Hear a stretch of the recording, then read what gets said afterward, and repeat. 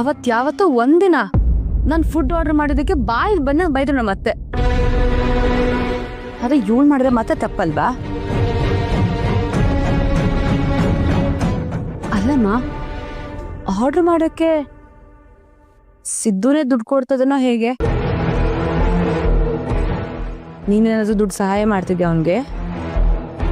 ಇಲ್ಲ, ಅವ್ನು ತುಂಬ ದಿನ ಆಯ್ತು ನನ್ನ ಹತ್ರ ದುಡ್ಡು ಕೇಳೋದು ಬಿಟ್ಟು. ಮತ್ ಹೇಗಮ್ಮ ಭಾವನ ನೋಡ್ಕೋತಾನೆ? ಅಮ್ಮ, ಅವನು ಸಾಲ ಮಾಡಕ್ ಶುರು ಮಾಡಿದನಾ? ಇಲ್ಲ, ಅವ್ನು ಸಾಲ ಮಾಡಲ್ಲ. ಅವಳು ದುಡಿತಾ ಇದ್ದಾಳಲ್ಲ, ತಗೋತಾಳೆ ಅನ್ಸುತ್ತೆ. ಹುಟ್ಟಿದ್ದು ಮಿಡಲ್ ಕ್ಲಾಸ್ ಅಲ್ಲಾದ್ರೂ ಈ ಶೋಕಿಗೆ ಏನ್ ಕಡಿಮೆ ಇಲ್ಲ ಅವಳಿಗೆ.